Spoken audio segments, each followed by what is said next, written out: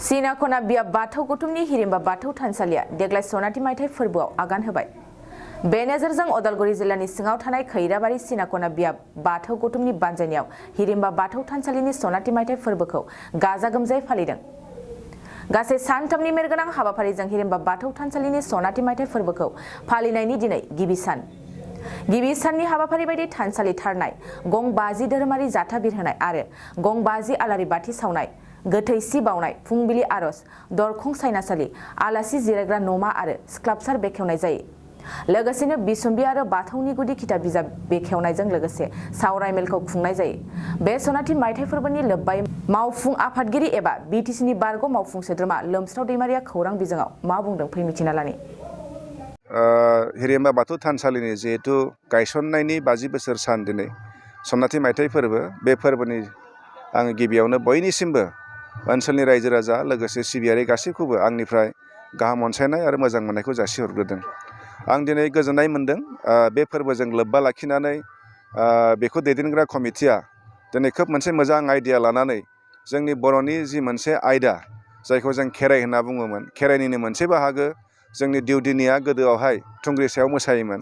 बेखौनो जोंना सासे ओनसोलनि महरगिरि बिथाङा खोब मोजाङै कनसेप्ट बानायनानै मुसुखानि गेजेरजों बेवहाय फोरमायदों। दिनै बेखौ गायसनदों आरो बेखौ आंनो दिनै बेखेवनो खाबु होदों। आं ओंखायनो गावखौनो गाव खोब खाफाल गोनां होननानै सानदों आरो बिनि थाखाय आंखौ जिहेतु कमिटिया आंनो सुजुग होबाय, लोगोसे आंनो मान होबाय, बेनि थाखाय आं कमिटिखौ रोजा रोजा साबायखर बावदों।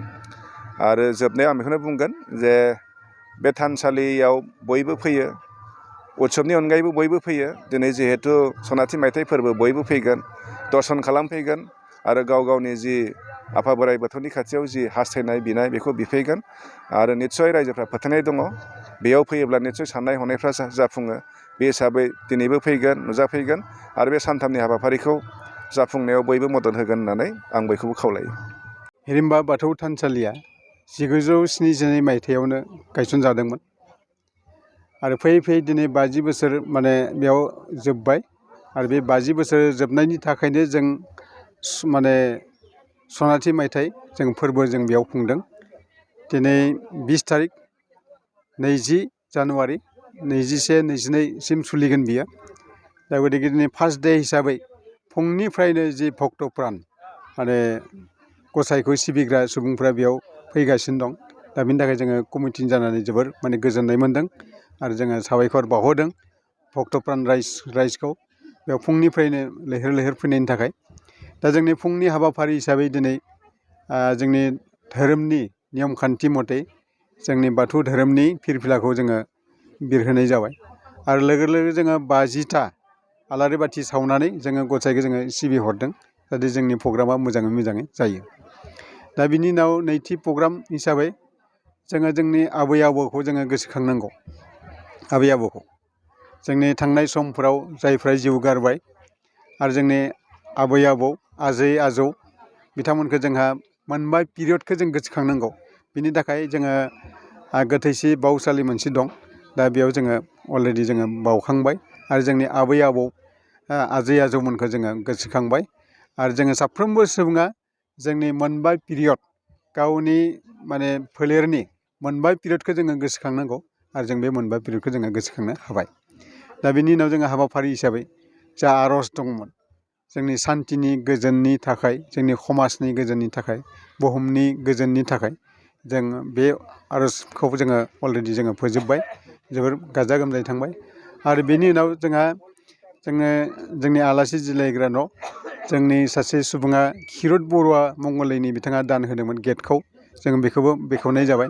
जोंनि सायनासालिखौ मानगोनां लक्ष्मन चन्द्र कछारी समाज सिबियारि बिथांनि आखाइजों बेखेवनाय जाबाय आरो जोंनि गेस्ट हाउसखौ जोंनि खैराबारि समाजनि MCLA भबेन्द्र चन्द्र बर'नि आखाइजों जों बे गेस्ट हाउसखौ बेखेवनानै लाबाय आरो लोगोसे जोङो थुंग्रियाव गाना मोसानाय जायनिखि जोंनि बाथौनि मोनसे बियो आइटेम, जोंनि मोनसे कालचार, बे कालचारा दा जोंनि समाजनिफ्राय जोबलांनो नागिरदों। दा गोबाङानो बिदि थुंग्रियाव गाना मोसानो हानाय गैला, एकदम बिरल मोननो थांला।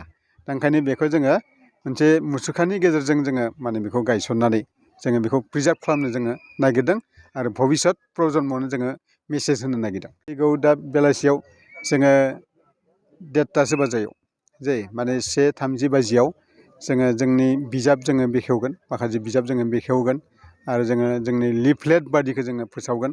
लिफलेट बेखौबो जोङो बेखेवनाय जागोन आरो लोगोसे बेनि उनावनो जोङो हाबा जानाय सुबुंफ्रा बोरै संसार जानांगौ, जोंनि हौवा हिन्जावनि गेजेराव बोरै संसार जानांगौ, जोङो समाजखौ जोंनि गथ' गथायफोरखौ बोरै दैदेनलांनो, दा बेनि सायाव जोंहा मोनसे माने सावरायनाय दङ। गतिके गोग्गो समाज दानायाव लाइमोन आरो माइनावफोरनि बिबान, बिदि मोनसे आयदा लानानै जोङो माने सावरायनो नागिरदों। दा बेयाव आलासिफ्रा नुजाथिफैगोन। गतिके जोङो समाजखौ फोसाबनो नागिरदों आरो जोंनि गथ' गथायफ्रा मोजां जानांगोन। दा जोंनि मेक्सिमाम जों खोनानो मोनो जोंनि गथ' गथायफ्रा माखासेया ड्राग्सजों माने एडिक्टेड जादों। दा बेफोरखौ जोंनि समाजनिफ्राय बोखारनो हागोन आरो जोङो मोजां समाज दानायाव बोरै हेल्प जागोन, दा बेखौ जोङो सावरायगोन दा बेलासे। ओंखायनो बेखिनि हाबाफारिया दिनै जागोन आरोखि। थाबाय गाबोन आरो समफोर साननै आरो हाबाफारि थाबावगोन। बेयाव जोङो गाबोननि हाबाफारिया आरोबाव मोनसे मोजां जों जागोन। जोंनि बे ओनसोलाव जाहाथे शिक्षाया माने गोसारो, जोंनि सात्र साथ्रिफोरा जाहाथे फरायनायाव एसे मोजां मोनो। दा बेनिखायनो गोरों गोरों सुबुं जोंनि फोरोंगिरि बिथांमोनखौ लेंनानै जोङो फरायसा आरो फोरोंगिरिजों मोनसे इन्टारेक्सन जोङो खालामनो नागिरदों, मोनसे हाबाफारि लादों। ओंखायनो धोरोमनि गेजेरजों गोग्गो सोलोंथाइ लानो हायो, बे आयदानि सायाव जोङो गाबोन सावरायगोन आरो फरायसाफोरा बाहागो लागोन। बेयाव जोङो मिथिना मोन्दों मथा मथि माने 1000 स्टुडेन्टआ बेयाव बाहागो लागोन, 1000। गतिके बेयाव हांख्रायनाय जादों जोंहा आलासि हिसाबै रिटायार्ड डक्टर प्रफेसार अबनि कुमार माने भागवती, गुवाहाटी इउनिभारसिटि, आरो प्रफेसार भुपेन नार्जारि बिथाङा माने सफैगोन आरो BTCनि माने सेक्रेटारि मानगोनां नरेन चन्द्र बसुमतारी ACS बिथाङा माने सफैगोन। गतिके सात्र साथ्रिफोरजों बिथांमोना इन्टारेक्सन जागोन। बे मोनसे मोजां हाबाफारि गाबोन जागोन। दा बेनि उनाव जोङो बेलासे जोङो बाथौनि दर्शननि सायाव सावरायगोन आरो बेयाव आफादगिरि हिसाबै पद्मश्री मंगल सिं हाज'वारि बिथाङा आफादगिरि हिसाबै बानस'गोन, दैदेनगोन। आरो बेनि उनाव मानगोनां उदालगुरि कलेजनि डक्टर नरेश्वर नार्जारि बिथाङाबो बेयाव माने सफैगोन। बिस्वजित दैमारि स्पिकार बिथाङाबो बाहागो लागोन बे आयदायाव।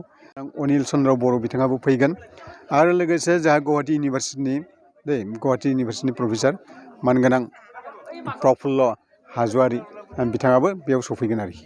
दा गतिके बे आयदाया आरो गाबोन बाथौ धोरोमनि दर्शननि सायाव सावरायनाया गोगोम जाथारगोन। दा बेयाव साफ्रोमबो सुबुङा जोंनि इन्टेलेक्सुयेल बाथौआरि आङो जोंनि बर' समाजखौ आङो खावलायहरबाय, नोंथांमोना जाहाथे लोब लोब फैनानै बे आयदानि सायाव सावरायनायाव बाहागो लायो, बेखौ आङो खावलायहरनाय थाबाय।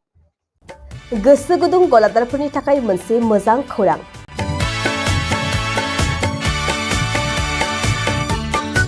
अदालगुरिनि रौता सारियालियाव खुंनो लानाय मिरु एबसुनि 50 बोसोरसालिया जथुमायाव एक्जिबिसननि थाखाय गलादारफोरनिसिम जर'खा फोसावनाय।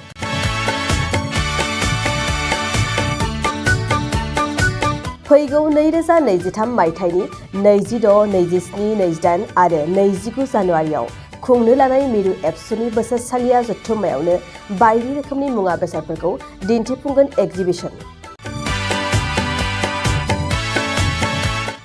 बे एक्जिबिसनावनो आबादारि, हेन्डलुम, टेक्सटाइल, फिचारि आरो हारिमु बायदि बायदि आयदाफोरखौ दिन्थिफुंनो थांखि लादों बानजाय आफादा।